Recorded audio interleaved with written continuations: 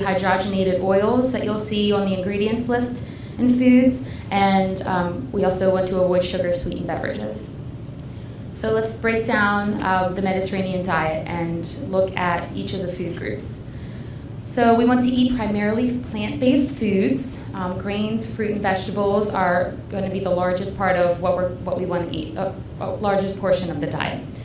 The plant-based foods they provide optimal nutrition and weight control. They provide your body with energy. You're going to get a variety of vitamins and minerals with all the different colors of the fruits and vegetables. And there's valuable fiber in your fruits and vegetables, as well as grain of your grain foods like breads and cereals and pasta.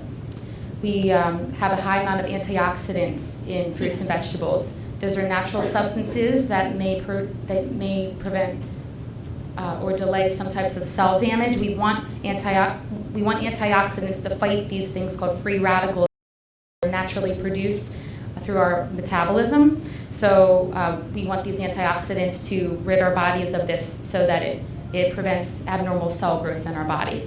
And like I said, the fruits and vegetables and whole grains are a great source of fiber.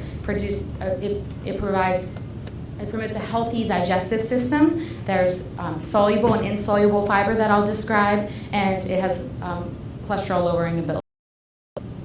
Okay, so the first group is grains. The majority of grains should be whole grains. Those have fiber, antioxidants, and B vitamins. The picture here shows the anatomy of a whole grain. So we have the white part, that's the starchy endosperm of the wheat or the other type of grain. That's what we're gonna make flour out of, and we can either choose to have a grain that's like a white flour, or we can choose wheat flour. And the wheat flour is made from the whole grain that includes this bran layer. This is like a cross section, so the bran layer is actually covering the whole grain, whether it's rice or wheat or whatever, and that is where the valuable nutrients are that is milled off if we eat refined grains. So you have the wheat flour that makes our wheat bread and wheat pasta whole wheat, and when that is milled off, the only part that's left is the starchy part that makes the white flour and the white food products. And the germ is a little part of it that has protein and some healthy fats in there. So we have a variety of grains that we might want to try: wheat, oats, rice, rye, barley, and corn. And we want to look at the food label and choose foods with dietary fiber of 3 grams or more. So it often pasta and maybe crackers, breads with 3 grams of fiber. That's a good source of fiber, and grams of fiber. That's an excellent source of fiber. So, and if you choose a bread that's 100% whole wheat, sometimes it might be 2 grams of fiber per slice or serving. So that's okay to have the 2, but we want to have 1 or less than 1 or 0 grams of fiber, because it's not the healthful fiber that we want to promote a healthy digestive system. Our fruits and vegetables, they provide satiety. We can eat a lot more volume and eat a lot less calories, so that helps with weight control, and it helps us feel fuller. Because it's full of fiber. And a variety of colors provides us with all the different nutrients: vitamin A, vitamin C in fruits. We have vitamin K from our green vegetables. And then there's minerals like iron in our beans and green leafy vegetables, and all varieties of vitamins and minerals that promote optimal health. So on the Mediterranean diet, we look at whole and sweetened fresh fruits as part of regular meals or snacks. So instead of like a snack bar, we want to try to choose fruits as often as possible. And up to like 2-3 pieces of fruit per day. Fresh roasted vegetables are a really great way to get vegetables in our diets, and you can use the olive oil to cook them, and they come out really great. We want to try to make half of our plate vegetables, if possible, for our dinner meal, for example.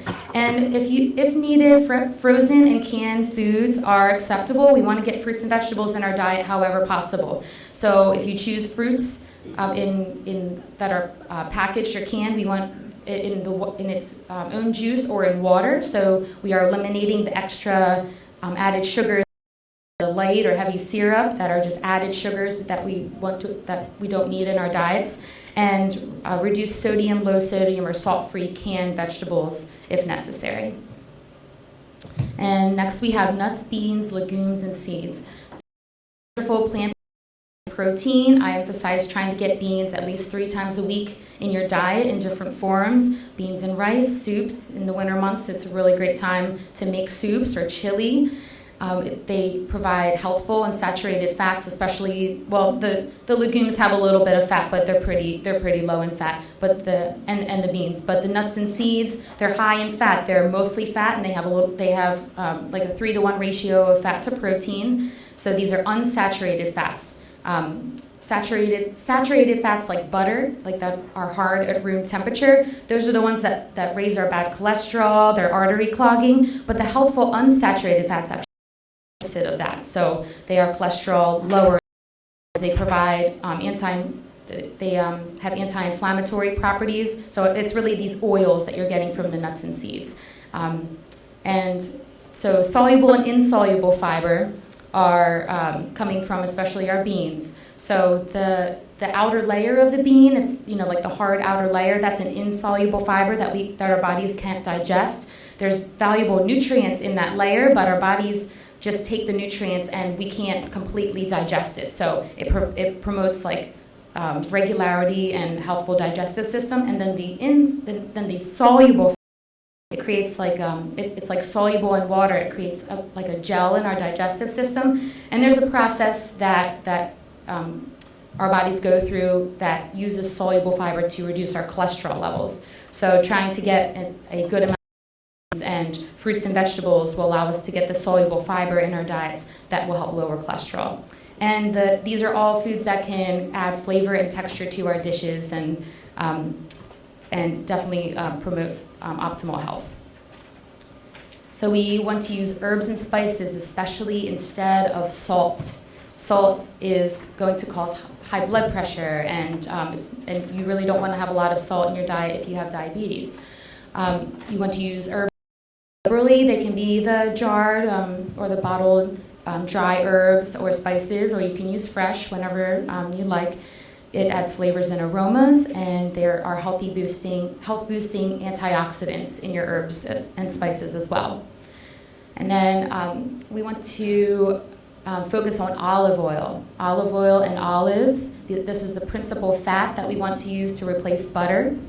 And whole olives, you want to choose a reduced sodium because they are high in salt. So I found the Pearls brand at the grocery store. It's jarred. It says reduced salt, and they're delicious. I mean, they still taste like olives. They're just not as strong in flavor because they're lower in salt. Avocado is a really great source of healthy fat. That's similar to the fat that you find in olive oil. Does anybody eat avocado?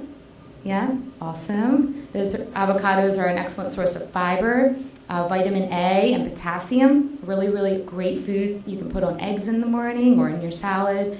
Really delicious. Or make guacamole. So olive oils, you can use it in different forms of cooking, sautéing, baking, roasting. Roasting to a point I'll explain, and broiling. Maybe not broiling, I'm sorry, I should have put that on there, but I'll explain. So it's going to add flavor to dishes and the healthy fats that we want in the diet. So you want to use olive oil at medium heat cooking. There's a smoke point that is produced when an oil is heated to a certain temperature, and olive oil has a lower smoke point than other oils that we can use for cooking. So you want to use olive oil most of the time if you cook on the stovetop at medium heat, or if you cook in the oven up to 400 degrees, or so 400 degrees or lower to cook with the olive oil is ideal. The roasting temperature is 400 degrees, so you can get away with like a roasting of vegetables at 400 with olive oil, but if it's any higher with broiling, that would be a case where you'd want to use grapeseed or canola oil because canola and grapeseed are better for high heat cooking. So if you're stir frying on the stovetop, you want to use canola or grapeseed oil, or if you're using a higher temperature in the oven. And we want to use olive oil for salad dressing, so we can make vinaigrettes with different types of vinegars. Balsamic vinegar is delicious. And we want to store our olive oil in a cool, dark place so that it lasts longer and it doesn't, so it lasts longer. All right, so moving on to meat. We have meat and eggs that are emphasized in the Mediterranean way of eating. There's an emphasis on the fish and shellfish, like I talked about, rich in the omega-3s. Some examples of these fish that we want, that are sources of omega-3s that we want in the diet are tuna, salmon, sardines, those are more common, herring, mussels, clams, and shrimp. And there may be a concern about shrimp raising cholesterol, but the omega-3s and other compounds in shrimp called sterols, they actually, those fats in that compound actually work against cholesterol, so eating shrimp in moderation, like maybe a serving of 3 ounces of shrimp, that might be like 3 or 4 pieces of shrimp, that is an acceptable amount even if your cholesterol levels are like borderline high or kind of high, just to get those omega-3 in your omega-3 is most important, and it really doesn't affect our cholesterol as much as we might have thought that it did, as new research has described. And we also want to include poultry and limit red meats to 1 time per week. Eggs are high quality proteins, and I recommend that you have an egg up to a week, but only 1 at a time. Eggs are high in cholesterol, and we should limit our cholesterol to 300 milligrams of cholesterol per day that we consume in the diet, and an egg has about 185 milligrams. So if we eat 2 eggs, we are over that 300, and then we also eat other foods that contribute cholesterol to our diet. So we want to try to just have 1 egg at a time if possible. And having meat in small is a really important fact as well. And as Americans, we eat a lot of meats. We focus on meat as the primary part of the meal. If we try to stick to about 3 ounces of meat per meal, that is most ideal so that we're not over-consuming protein. We want to get ample protein in the diet, but we really don't need as much as you may think, as it seems, because of our American culture. And we want to choose lean cuts as often as possible, less marbling, and so leaner cuts of meat. And moving on to dairy foods, we have milk, yogurt, so you can choose the Greek yogurt that's higher in protein, and plain yogurt, so if possible, the unsweetened is most desirable and recommended. Maybe add some fruit to it if you like. And smaller amounts of a variety of cheeses. So we want to get these calcium-rich foods that are low in fat, and we eat them in smaller amounts to get that calcium in our diets to promote bone health. And finally, we have sweets. Fruits are a regular treat in the Mediterranean way of eating. Fresh figs, oranges, pomegranate, grapes, and apples. And sweetened desserts are consumed in smaller amounts and less frequently. So this is all improving our chances of better blood sugar control to prevent or improve our diabetes,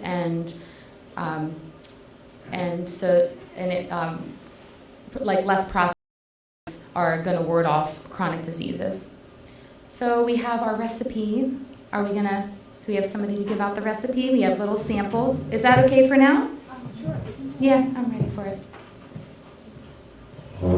So this is the recipe that I brought in today, the Mediterranean chickpea salad. It's really easy. You do use canned beans for this, so it's more convenient than soaking the dry beans and cooking the dry beans. But by all means, if you do that, please do make the garbanzo beans or chickpeas, same thing, dry beans if you can.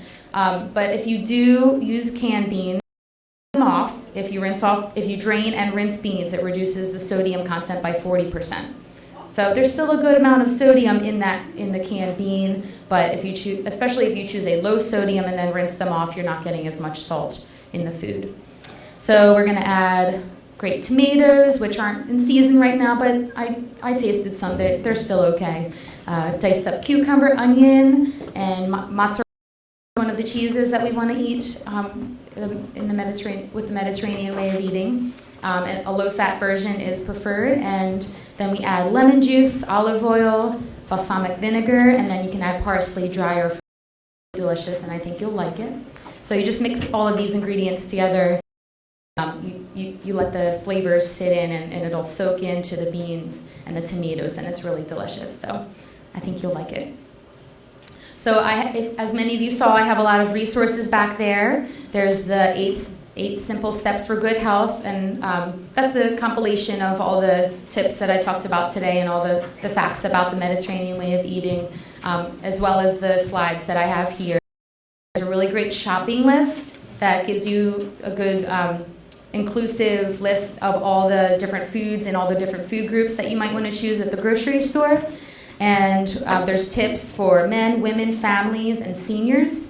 And we have the Mediterranean Food Pyramid. And then I used a website called oldwayspt.org.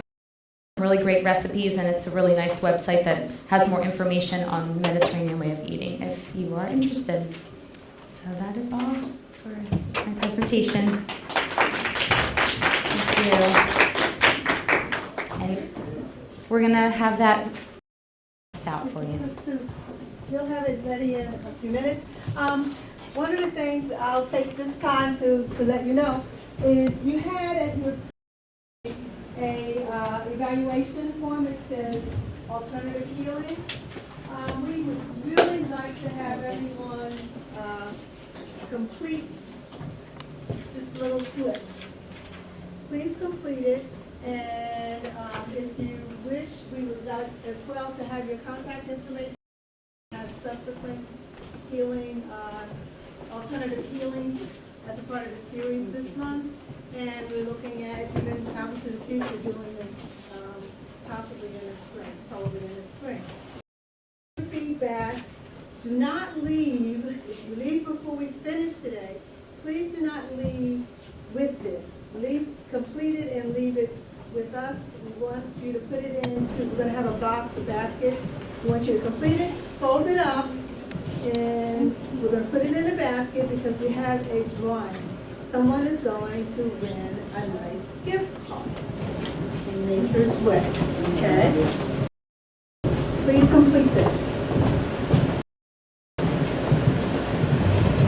And let us know what you think about the recipe as well. I'm sure Ashley would love to have feedback. You want to stab the beans. They'll fall off the floor.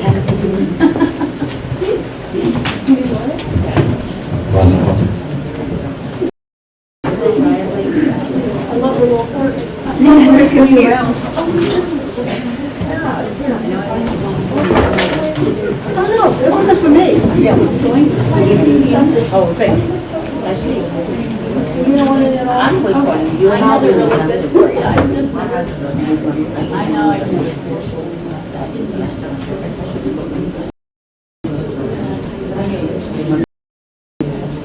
Can I? You mind if I get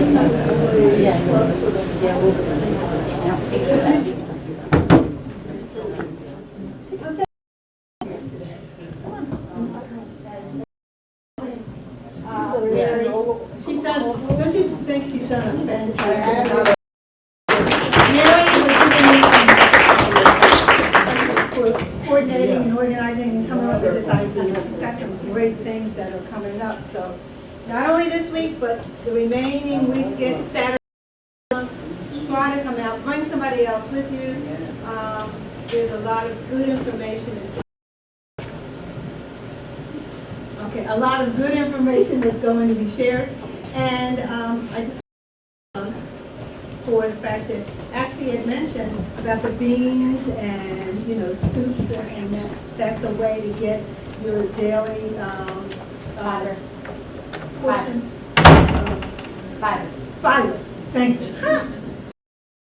And I'm getting ready to give a plug for the Girlfriends Super Sale.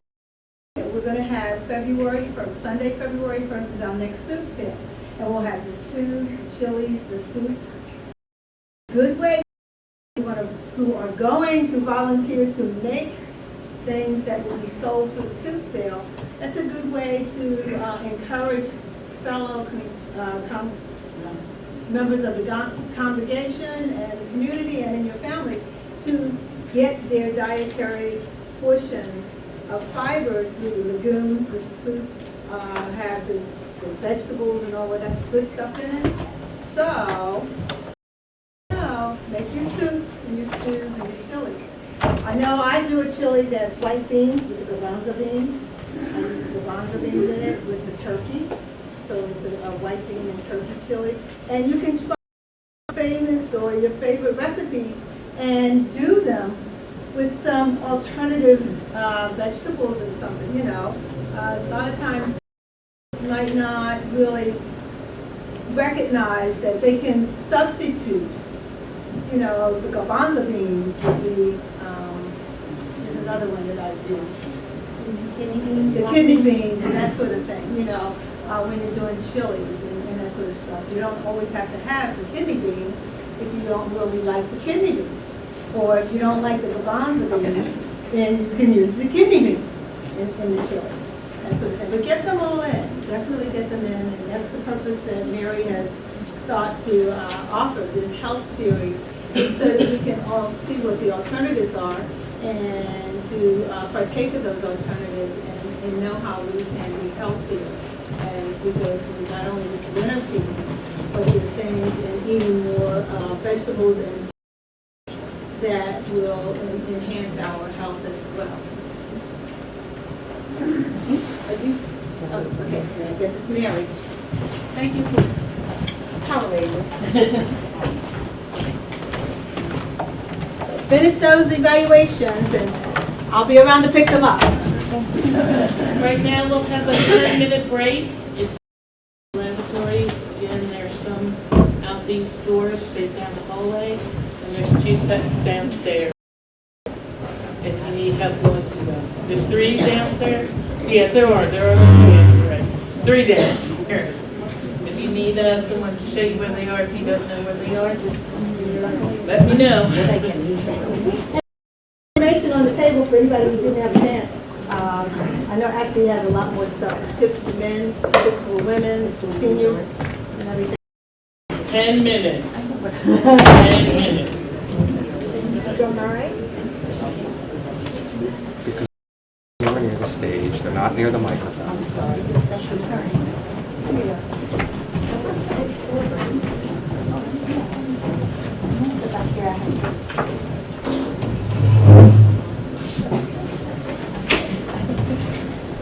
I'll be talking. Soup sale is February 1st.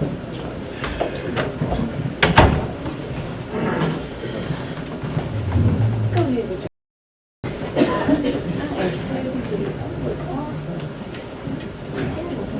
This isn't a company, by the way. Yeah, I didn't say anything. I guess I should. Thanks.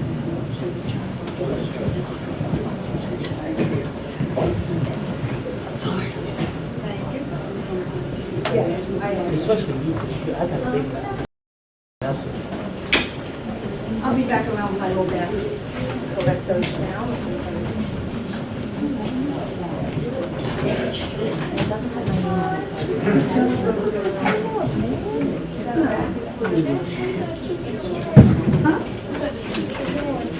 on it. I know. Good seeing you.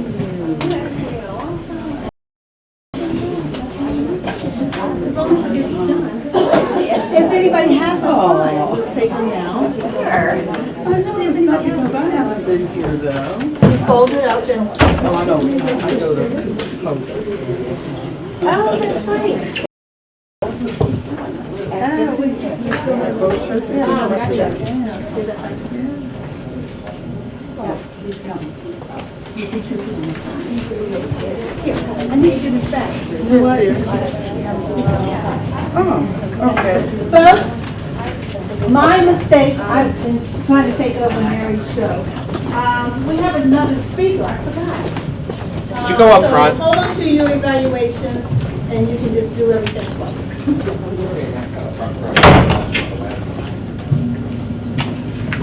They can't see or hear you otherwise.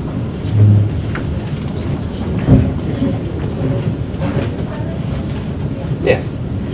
I just wanted to say I made an error in making the announcement about the evaluations for the alternative healing.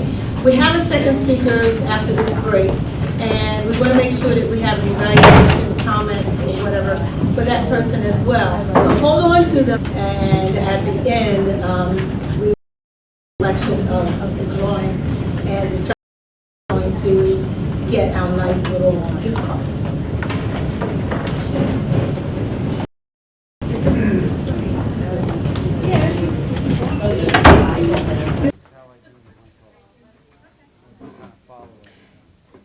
Hello again.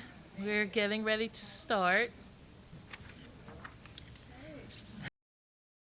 Stuart Swinger, owner and wellness consultant at Nature's Way for the past 35 years. He has a Bachelor of Science in Nutrition and Dietetics, thank you, from the University of Delaware. He is also certified in Applied Clinical Nutrition from the University of Pennsylvania. And he's done post-grad studies in clinical nutrition at the Fordham Page Clinic. So he knows what he's talking about. Today, Mr. Swinger will be about foundational health. And if you would please take a moment to welcome Mr. Swinger.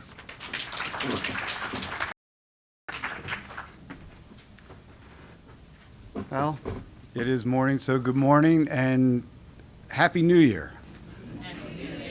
So we're starting another year here, and wondering, a lot of people may have started a New Year's resolution about health. How many about health this year? You got a new plan? Nobody? Not yet. Okay, hopefully we'll get something going. But it seems like in the beginning of the year, everybody starts taking notice of things, and we want to do things better and take better care of ourselves. So today, let's talk about the foundation, the basics. There are some good basic rules of good health. First, good food. It's a good place to start. So healthy foods. These are some local seasonal foods. And these are what are in abundance at this time that are grown more in the area that are still, available. Eating better is a start to most of it. The other thing, I'm holding my bottle of water just in case I get thirsty, but another great thing to have. Water's a everyday detox because it's helping cleanse the body. It stimulates the body. So our bodies are made up of water. So a lot of people, yes.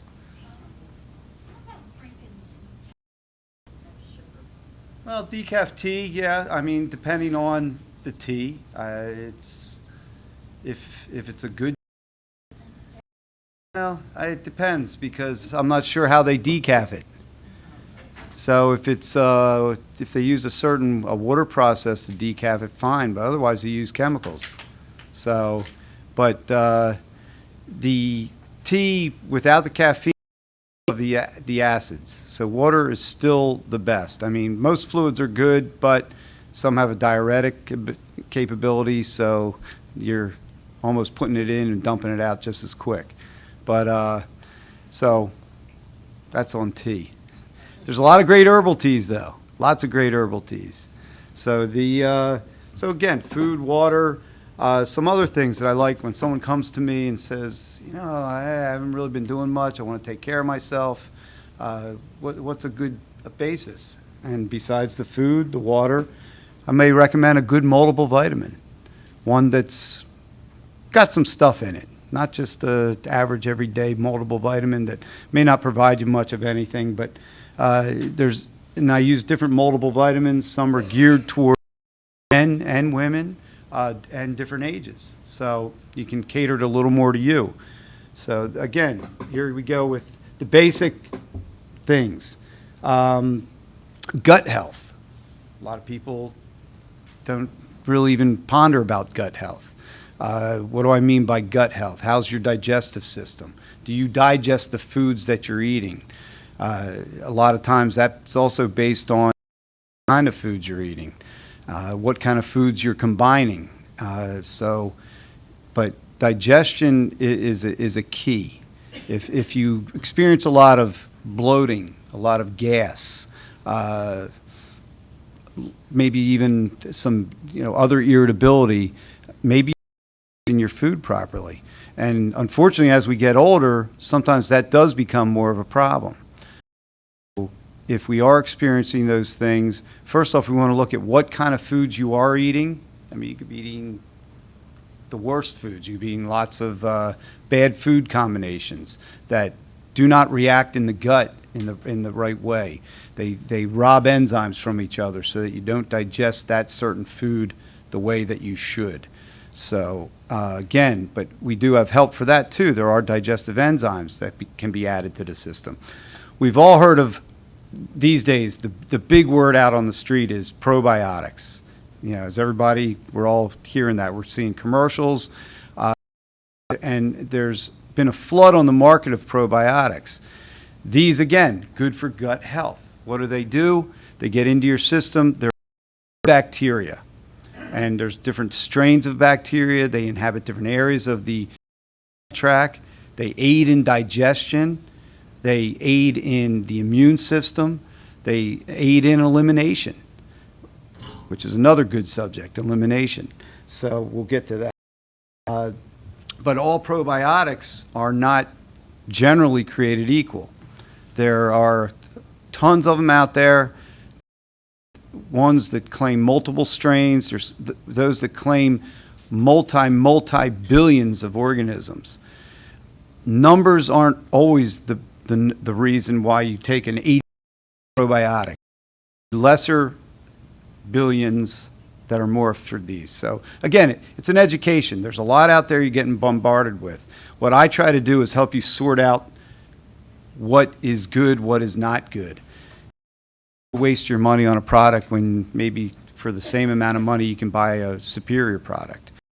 Again, probiotics, good thing to use. Helps, like I said before, in elimination. Another key thing that a lot of us don't always necessarily talk about, we don't necessarily, some people don't even think about it, is elimination. If we're eating food, generally within 12 hours of that meal, you should be eliminating the waste from that meal. So technically, your bowels should be moving 2, maybe 3 a day. So a lot of people are happy once a day. Some people are happy once every 4 days. Then we have problems. Then we really need to talk. And that's where we get into, if you are having problems, we go into different products where we use different herbal formulas to help stimulate the colon to work better. But while we're stimulating the colon to cleanse the body, we're also using using different herbs to detox the rest of the body, the liver, the kidney, blood, the lymphatic system, the respiratory system, the skin. So when we detox, sometimes you can follow a detox program 2 to 4 weeks and pretty much cleanse the body out. But once we've cleansed the body, got the bowels back on track, that's where the probiotics, the enzymes, possibly even an aloe vera product. Aloe vera is very cleansing to the body, very regulating to the body, very healing to the body. So it's a thing to add in. So everything's kind of step on what your health needs are. Some people, very healthy. If we want to stay that way, especially this time of year, we're going through the winter season. A lot of flu out there, and in Delaware alone, we've had quite a few deaths already from the flu. There's a lot of colds out there. Seems like everywhere I've been in the last 2 to 3 weeks, people have been sick. People sniffling, coughing. I was at a group meeting last night. I couldn't tell you. I bet 25% of the people there were coughing and sneezing and rubbing their noses. And so, again, how do we combat all this? Eating better, eating healthier, drinking more fluid, keeping the system clean, and then, the basic. We have did I bring a bottle? Yeah, I have a bottle of vitamin C that we have floating around out there somewhere I think we're going to work on later. Vitamin C, still the basis, even though there are other great cold and flu remedies out there. So again, trying to keep the body healthy, but my approach to all is a natural approach, more natural, more organic, more holistic. Not using chemicals, not using prescription drugs. They may have their point sometimes, but if we can work on the system prior to becoming involved with too many prescription drugs, much better way to go, much healthier for you. Fortunately, most of the herbs, most of the supplements that I use in my practice do not have side effects. So, and we make sure that we weed things out and so forth. Let's see. Food. Breakfast. Does everybody, who in here had breakfast this morning? Okay, good. Is this every day? Every day you try to concentrate on breakfast. A lot of people don't eat breakfast. A lot of people skip, and it's one of the most important meals. Not only is it an important meal because it's the fuel for the day, it's getting you, depending on what you're trying to do in your lifestyle at this time, depends on what kind of breakfast you'll enjoy. A cereal breakfast, oatmeal, steel-cut oats, whole grain cereals. A little less healthy, go for the bagel, go for the muffin, go for the coffee, and so I personally I like a protein breakfast. I think the protein in the metabolic rate going better. I in the morning, so I want to feed my muscles after the workout. So again, a good protein breakfast for what I like. And what? Well, protein breakfast. We're going to cook today. So a good protein breakfast would be breakfast. Eggs are one of I believe, are one of the healthiest foods for you. So whether you scramble them, whether you make an omelet, whether you put some good stuff in the omelet, like some good greens, some asparagus, some maybe a little bit of cheese.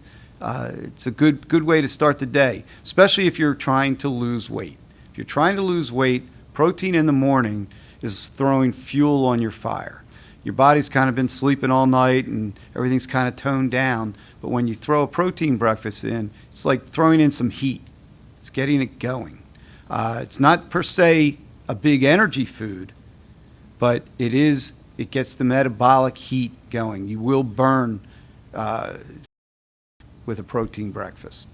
What I like to do a lot of times with a protein is I add a green mix with different grasses, things like kamut grass, wheatgrass, barley grass, other forms, which chlorophyll, such like that. These are very detoxing, very cleansing, along with the protein shake. I also throw in some fat, good quality fat. I call it my high octane fat, where I use a combination of flax oils, primrose oil, coconut oil, sesame, sunflower.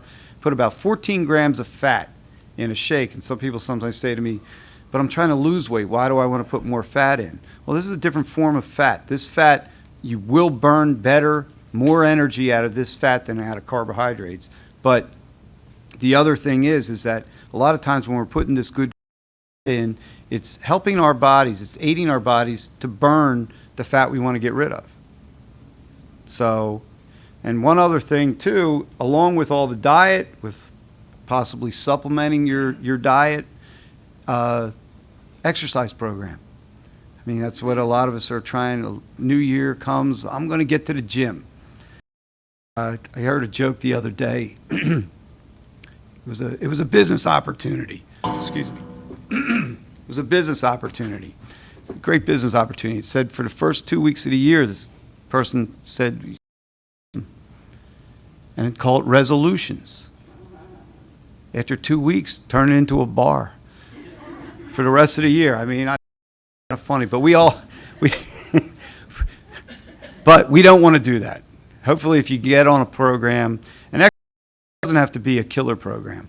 A lot of people, walking, awesome exercise, especially if you do it 5 or 6 days a week, and walking for 45 minutes to an hour. So, again. So I've just flown through the basics of a few things. And a lot of times what I like to do, I like to find out, are there any specific, anything that I could maybe clear up today? What foods would you recommend not combining because of what you said, they rob whatever from each other? There's, you can find a good food chart a lot of times on the internet. If you Google it, you should be able to get. But the basics of that is, and it's a lot of the ways we eat now. Like for lunch, a lot of people, what's lunch? Lunch is a sandwich with some type of protein on it. Turkey, chicken, tuna, things like that. Well, technically in food combining, and the protein doesn't mix. So it takes away from each other. Protein goes better with a vegetable, with greens. A lot of times if I eat a protein meal, I usually have, and I always have, especially at dinner, I always have a large salad at the end of my meal. So I'm basically eliminating the carbohydrates. Now, on the other hand, if I'm doing a more, let's call it a carb breakfast, where dinner, where I'm using beans, rice, we'll mix that with some greens and leave it at that. And I won't put like a meat protein in on that. Melons, for instance, the rule with melons always was eat them alone or leave them alone. They don't mix with a lot of things. A lot of times you get that nice little melon dish before a meal. I might eat the pineapple because that has diamonds in it. Might help my protein, but I try to just eat them by themselves. So that's just some basics on food combining. Something else? Yes. Uh-huh. Well, if you're, okay, again with food combining, it's bad if you find yourself bloated all the time after you eat a certain meal. Like personally myself, I found that when I made a protein shake and put fruit in it, I was always bloated until I took the fruit out and ate the fruit by itself 2 hours after the shake. But as long as you're okay with the wheat toast and the peanut butter, I mean, that sometimes can go together because the fat in the peanut butter kind of slows all the digestive process down and you get a little better shot at it. Right. Well, as long as it's filling you up, that's fine. As long as you're getting better quality calories in. Right. I mean, I think one of the reasons why I more enjoy the protein shake in the morning is I'm generally not all that hungry in the morning. So it's much easier just to throw some protein, some water in a shaker cup with my greens, with some fat, shake it up, drink it down. Maybe take a multiple vitamin with that. Get my day started that way. So that's works. Yes? You know, the rule on eggs, there is no rule on eggs. Every time they come out and tell you how bad eggs are, they come out and tell you how good eggs are. And I think I look at an egg, and a lot of people only eat egg whites. When someone says, oh, just eat the white, why are you wasting the yolk? Eat the whole thing. The yolk has protein in it. The yolk has, yes, it has cholesterol in it. It also has something in it called egg yolk lecithin, which helps break down the cholesterol and the fat in the egg. And the egg, it comes in its own perfect little package too. So it's a perfect little food. I think if you eat eggs every day, 7 days a week. I mean, why not? So no, but how's your your cholesterol? You're getting it checked? You getting that? No. Well, a lot of people don't realize when you eat cholesterol, your body produces less cholesterol. So you had a question. Yes, can you talk more about the aloe vera, how they use it? Sure. What are my props here? Aloe vera. Aloe vera. This is a whole leaf aloe vera juice. This is a concentrate form. This is a very good quality aloe vera. Not all aloe veras are created equal. There's an aloe vera that I'm familiar with on the market that claims it tastes like spring water. And when it gets tested, sometimes the people testing it look at it and say, maybe it is spring water. But it does, what they do, they leave the sulfur in that aloe. Natural anti-inflammatory. So if you're taking it for an inflammation or something, you will get that effect, but you won't get all the other benefits of good aloe vera. But when you use aloe, and this one for instance, maybe 2, 3, 4 mornings a week, I do a shot of it in the morning, and I take a probiotic. I don't do a probiotic, one I'm pointing to over here, every day because my system doesn't need it. Do aloe, I do a shot glass, 1 ounce of aloe. That my little probiotic, I got my day started. First thing in the, get everything cleansing, going through, working right, re-inhabit the gut. So, but aloe can be used for a lot of things. It's kind of regulating so that when you, if things aren't working properly, maybe your bowels are a little too loose, maybe they're a little too firm, the aloe has an effect where it gets everything just kind of smooth and it's also very healing. People with different situations, some more severe like colitis, diverticulitis, these are inflamed states in the gut. Aloe can be very healing, very soothing. Even irritable bowel syndrome, which is highly diagnosed. And it's highly diagnosed because usually when you go to your doctor, you have gut pain. Obviously, you're in pain, so there's something wrong. They'll scope you, they'll check you, they'll do all the things, and they don't find anything. Then they call it irritable bowel because obviously you're irritated. So, but what do you do for it? My first thing is aloe and a good probiotic. So, gets in there and reestablishes everything. So, other things, aloe is also anti-inflammatory. Joint pain can help. So, I use it in my hair. yeah, people use it, skin, hair. I use it as an aftershave. So, I mean, it's good. It's sort of a toner. It tightens up the face. Oh, some people mix it. I take it straight. It's bitter. It's meant to be bitter. This one is. They do make some versions where they put papaya juice in it. Makes it a little tastier. So you can find better tasting now. You could put it in a little juice, but I usually like it straight up. Just so it works.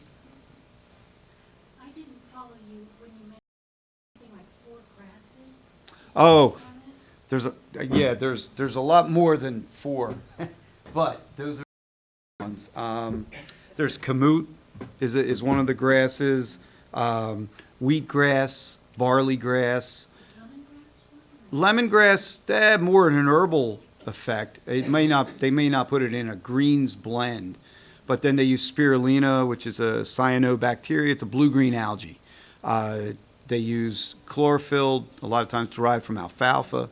So they do a blend of these, and a lot of times they'll blend in different fruits and vegetables. Maybe just a little more emphasis on the vegetables. Some companies blend in fruits.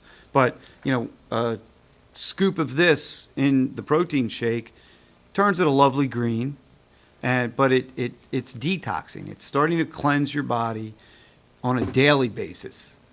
I mean, you can go deeper on cleansing, but this is on a daily basis. Helps the immune system, so helps the liver, kidney, everything works. It's just a nice prevention to use every day. So.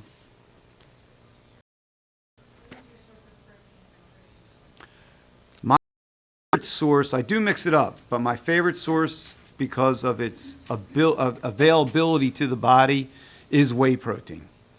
A lot of times, though, I will use a blend of, there's a rice, chia, pea protein, hemp protein, those 4, hemp, chia, pea protein. There are some combination proteins with that in it. Sometimes I'll use part whey, part vegetable protein. So I'll mix it up. But a lot of the studies have shown that the whey does get into the body, is more available to the body. The body seems to respond more to it. So, but not everybody can take whey. So there are alternatives. I was trying to think, there's something new. I just saw a pumpkin seed protein. So they're coming out with more all the time. But again, I like the whey. So, yes. What probiotics do you recommend? I, through research, through my response, I use, this is called Dr. O'Hara's. It's by Essential Formulas. They do their culturing process a little different than others. They culture probiotics on seaweeds, fruits, vegetables, one other thing, fruits, seaweeds, vegetables, what else? Mushrooms. And they even play classical music when they grow them to these, and studies showed they responded better. One of the things they can do with their probiotic, they can claim that it's very much alive the time it leaves their plant to the time it's in your gut. So they're not weighed down on the billions and billions and billions numbers.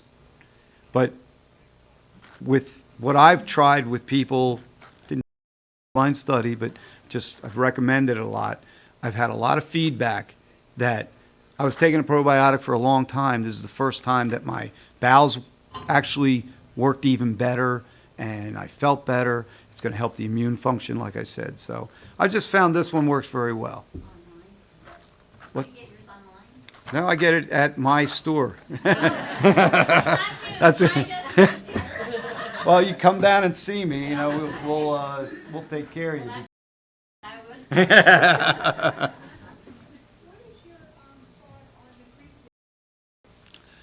would. Again, it's yogurt's good as long as you're okay with dairy products. If you don't, so the Greek yogurt, it seems fine. I mean, it can be used as a good food. Will it work as well as a good probiotic? No. But for a daily thing, Greek yogurt's fine. It's good stuff. Do you think that it would have a bad reaction in some people, but there will be a bad reaction because of the protein and carb combination? Again, it depends on you. But with a yogurt with the fruit in it, you're getting some probiotics. Maybe you'll digest it a little better. So that would be the hope. I mean, plain good yogurt is probably still the best, but it depends on the person. Yes. Does it make more situations like some of people have like a problem with coughing and you're really getting the truth in that? What's that? Yeah. Dairy products are mucus forming. So if you have a lot of mucus in your system, if you're always clearing your throat, and it's not the middle of winter and we're all sick, but if you're always, and constantly maybe sinuses clogged, dairy might not be the best food for you. I mean, I cultured dairy products like yogurt, like kefir, better for you. I've never been much of a milk advocate. Basically, people come to me and ask me about milk. I said it's great food for calves. So, because that's really once we're weaned from mother's milk, we really don't require milk. And there's been a lot of studies pro and con on milk. And as far as there are, some people feel that milk can be maybe a contributor to osteoporosis problems because the milk requires more hydrochloric acid in the system and can leach calcium out of your body actually when you're trying to put it in. So.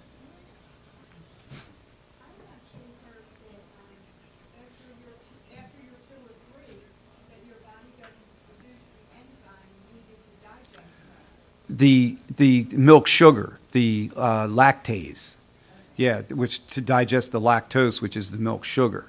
So, true, we're born with more lactase to digest mother's milk. So, almond milk's fine. Just watch the calories. Watch what they're sweetening it with. What they sweeten it with. Sometimes a lot of these substitute products like almond, rice, soy, they use a lot of sweeteners to make it taste better. So the carbohydrate is up there.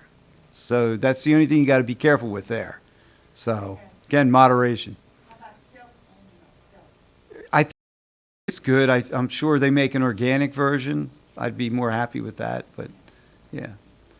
Speaking of sweeteners, I just heard this morning that they found that a lot of the artificial sweeteners are making us fat.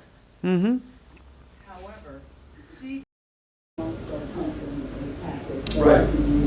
Right. Including the blue, pink, and yellow. So now you can use the white cap. It's with the stevia. Right. But what about stevia? Would that be Stevia still comes from a plant. It's a plant.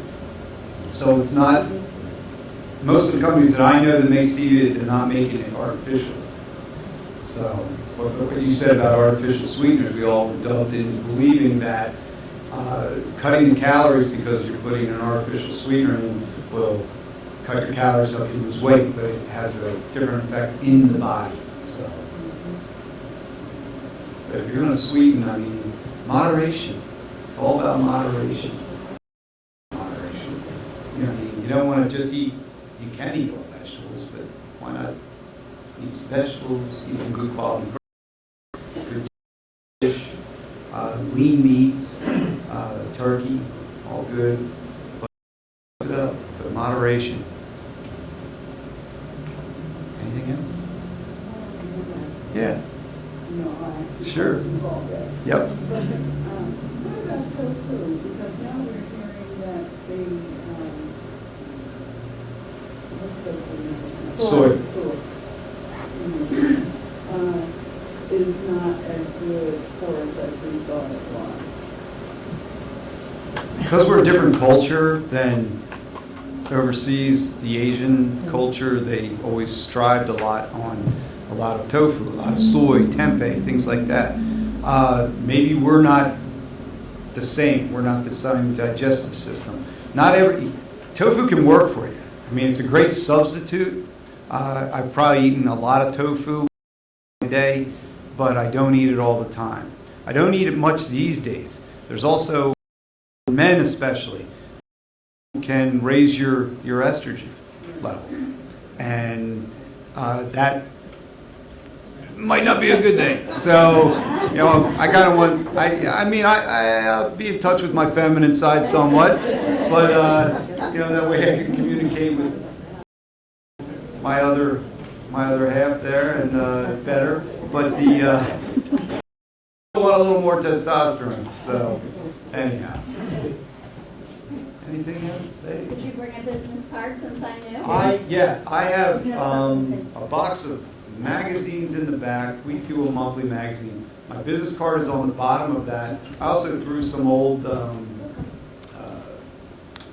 gift cards that have my business card on there. I just threw them in. They've been used, so they're hard plastic. They'll last forever.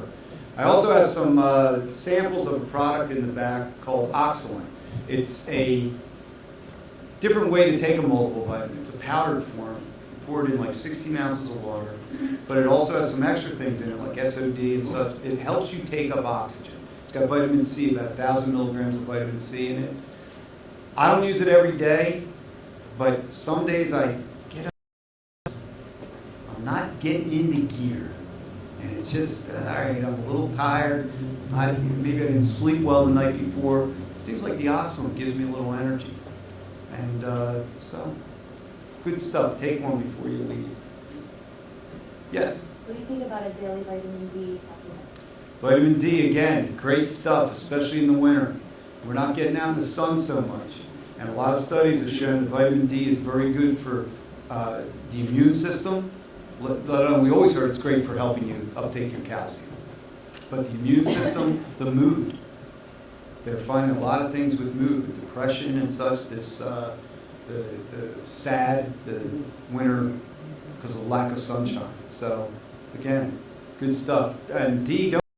I mean, if you take a 2,000 to 5,000 milligram or unit supplement during the winter, that's very acceptable. So, human body, if you're laying out on the beach all day, you can produce 20 to 30+ thousand units of D in the sun in one day. All right, if there are any more questions, we're about ready to get shot. Okay, we're just going to go around and look up your evaluations if you want to be in on trying to get this